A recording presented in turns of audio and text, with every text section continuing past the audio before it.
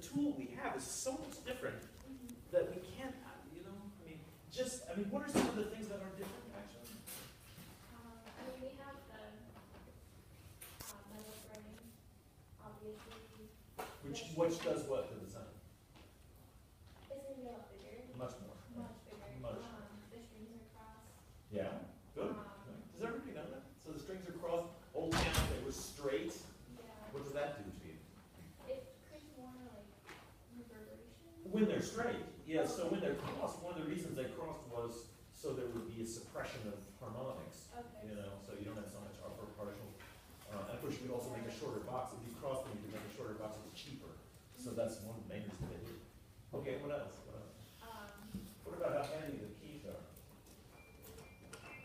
They were a lot lighter. Much lighter, like a quarter. Yeah. Or something like that. Especially these pianos are quite heavy, right? So the amount of it's called gram weight. That's what at least Steinway calls it. That you know how much it takes to push that down to make a sound. So on a Viennese piano of 1770 was really much. Okay, so many things are different. Does that mean? Are we making transcriptions? Is that what it is? It like an arrangement? What do you mean? Well, so when you play it on this thing, is that like making an arrangement of the piece, or a remix of the piece, or kind of? Not really. Maybe. I think it's a real In some question. ways, I think you could argue either way. You can argue either way. Yeah. Of course you can. Of course you can. And I think very often, on both sides of this, people who mostly play old instruments will say, oh, there are some things you can't do on the modern piano. I tend to think that's not really true. It may be that there are certain things that the old piano did easily. You know, like clarity of texture. You know, you have something like on the old piano that could be quite clear, and here it's quite muddy because of all that extra sound, right? So yeah, those things are true. I don't think there's anything conceptually in the piece that you can't do on a modern piano. But what I also wonder about then, okay, so it's a big piano, right? Really big piano. It's like really loud piano. Yeah. And I'm going to give my concert, and I'm playing a piece by Haydn, maybe I'm playing a piece by, I don't know, we're going to have Liszt later on. I don't know, we're going to have stuff like that. So how do you decide how much of this tool to use? Do you say, okay, or is it, no, that's way too much sound?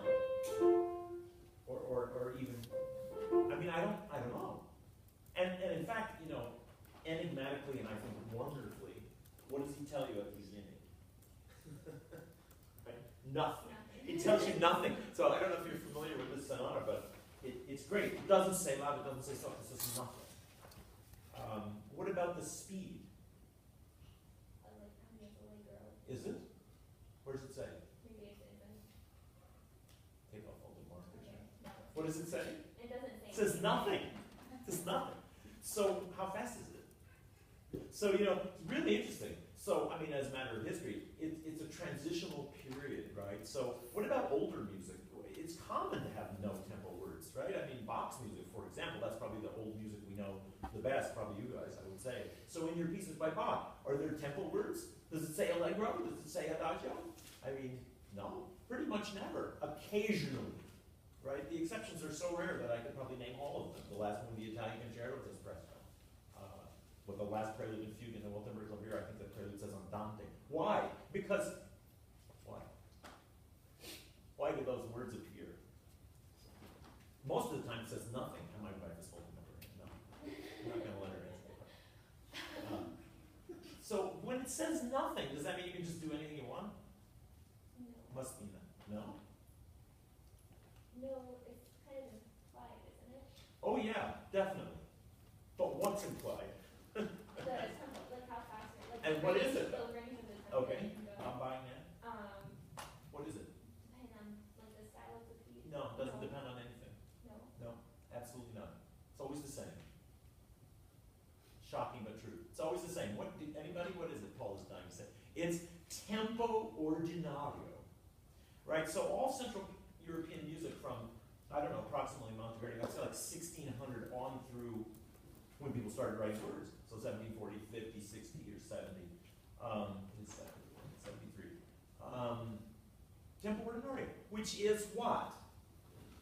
It's going on right now in every body sitting in this room. What is it? Heartbeat. Your heartbeat, right? So that's the tempo of every European piece in that period. What's the tempo of this piece? How fast is your heartbeat? I don't know if you're insisting on quantifying it. It's 65 or 70 or 75 or maybe 80 or we're about done. 90 could be if you're a little excited. It can't be 60, right? If it's only 1 beat per second, you're soon dead. That's too slow.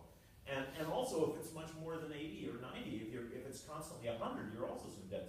So it's somewhere in there.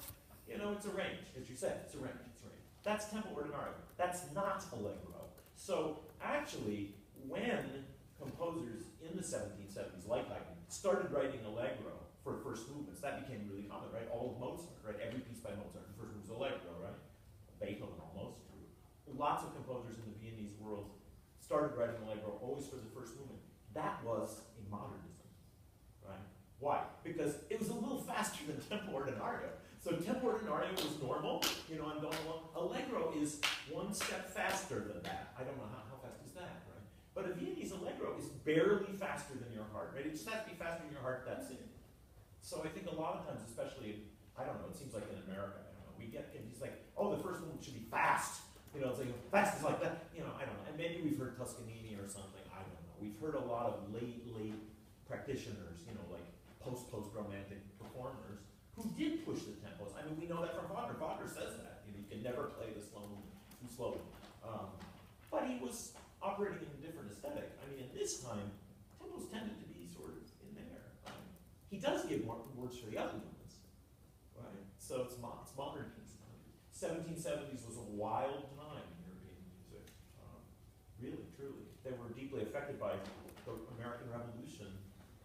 You know, they knew about it, and they didn't know much about it. You know, what was news like?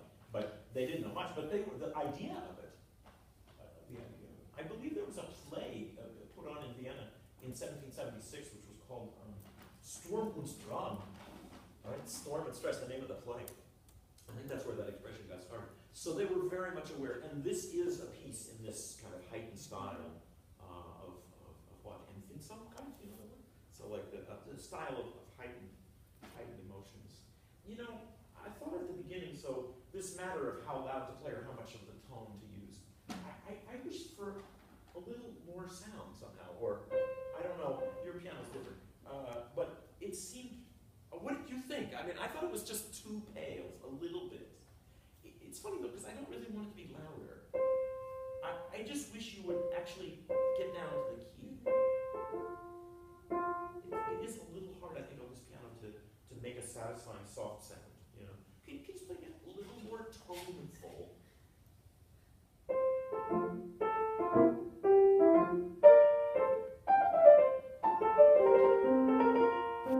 What about this? So we have, there's no articulation, right? Dee-da-bum, dee-da-bum, dee-da-bum, just as there's no tempo marking, and there's, no dynamic marking, there's also no marks of articulation, except there's staccato, ya-da-dum, dee-dum, dee. So those are different. Ya-da-bum, ya, slur there. What do you do for that? I mean, you did. What do you do? What for the slur? You just play the first note more and the second note off a little bit. What do you mean off? What? Like that? No, I said more and then the second one off. Oh, so the first one is more. The first one is more and then the second one is off. Oh, you mean you get off the piano? I see. Okay, right. But is it staccato though? It's not really staccato. Well, don't do staccato then. Right? Pretty play.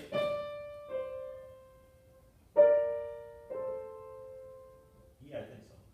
And does everybody practice that? I think it's very useful to practice two-note slurs. Actually, this is like a really important thing, and I know you think this is really simple, but I think that it's something worth spending time with. And it's an interesting thing because, in a certain sense, many or most of the elements of piano technique and piano touch are contained right there. Everything's there. So why? The first note, that's the beginning of my hand. This is just one way to do it, obviously. There's many ways to make sound on the piano. But I start here, my wrist goes down to make make this sound. And then, within the two notes, I don't move my wrist up and down. And the sideways gesture, now the second note I'm producing by moving my finger back towards my hand a little bit before the sound occurs, right? My finger's already moving. And my hope is to get rid of the attack. So for the first note, there is an attack, T, and the second note, ah, right? So under the slur, only vowels, right? The beginning of the slur has a consonant. I don't know what it is, ta, ba, ga, you know. Our vocal music friends, you know, have it a little bit easier because they do know what the word is, right? So we don't actually know, but still, it's something with a beginning, and in the middle, it's a vowel, and then there's a release. That's what I didn't like. So, I would say if it was an English word, it would have an M on it. Ta-dum. Something, not just an open vowel. If it sounds like ta-da, it doesn't quite feel finished enough. I thought that was what I was getting. So hearing da-da, it didn't seem quite finished enough. Now you can say it's not finished, right? Dee-dum. It's not. It's still a question, but it's a little less of a question than you had it be, I think. Can you just play those two notes?